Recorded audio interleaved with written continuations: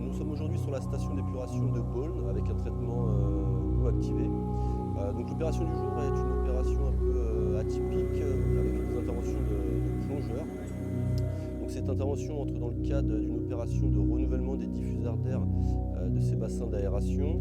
L'intervention des plongeurs fait suite notamment à une tentative avortée de levage des rampes, puisqu'il a été décelé la présence importante de lingettes dans le fond de bassin qui ont entraîné la rupture des câbles de levage. Le CIARS renouvelle régulièrement des équipements sur ces ouvrages et donc aujourd'hui c'est le renouvellement des équipements des diffuseurs d'air dans le bassin d'aération qui est situé juste derrière moi. Ce bassin donc, a vocation à traiter la pollution azotée, phosphorée et carbonée contenue dans les eaux usées, et pour ça on a besoin d'injecter de l'air pour que les bactéries dégradent ces pollutions. On s'est aperçu que ces diffuseurs d'air dans ce bassin d'aération n'émettaient plus assez d'air justement et que les bactéries avaient du mal à dégrader la pollution. D'où la nécessité de renouveler ces diffuseurs qui sont situés dans le fond du bassin. Donc l'objectif c'est notamment d'aller déceler, sonder et diagnostiquer le fond de bassin par la présence de sable, de lingettes qui ont un poids significatif et qui pourraient empêcher la levée des diffuseurs. Donc les plongeurs vont intervenir en mode aveugle, puisque dans les bassins on a une quantité importante de boue et on ne voit quasiment rien.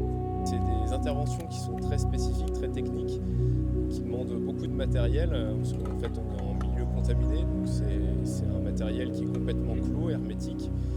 Et quand on intervient dans ces bassins-là, la particularité qu'on peut avoir, c'est qu'on est complètement dans le noir. C'est-à-dire que quand on intervient, tout est au toucher, uniquement au toucher. Le sens de la vue est complètement retiré.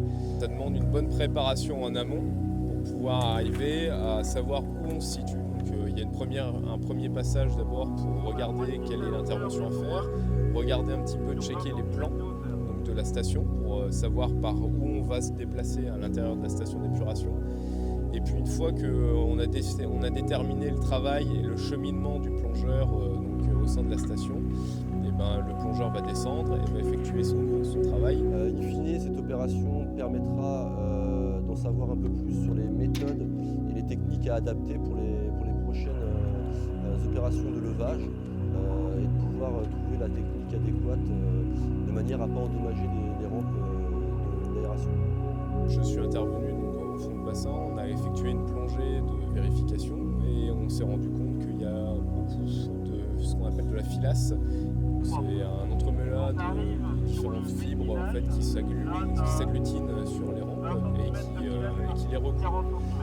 On a une grosse quantité de cette filasse qui est positionnée en fait, autour des rampes et qui va venir charger ces rampes avec un poids supplémentaire qui fait qu'en l'état, à l'issue de notre inspection, on se rend compte qu'on ne peut pas en fait, les lever en l'état, il y a beaucoup trop de poids dessus. Donc il va falloir venir dans un second temps en fait, venir nettoyer et extraire en fait, toute cette filasse pour pouvoir effectuer le levage de ces rampes et ensuite changer les diffuseurs qui sont dessus. C'est une opération complexe qui doit se faire en fait, tout en gardant le traitement de l'eau en cours. On ne peut pas vider le bassin en lui-même parce que sinon il faudrait rejeter directement les eaux usées au milieu naturel. Donc on a fait le choix de faire venir ces plongeurs qui naviguent vraiment dans le noir et dans les eaux usées pour garder ce bassin en eau, et le traitement en fait, se poursuit durant toute l'intervention de renouvellement des diffuseurs d'air. Ainsi on préserve la qualité du milieu naturel qui est la rivière Essonne, qui sert de milieu récepteur aux eaux usées traitées de Beaune.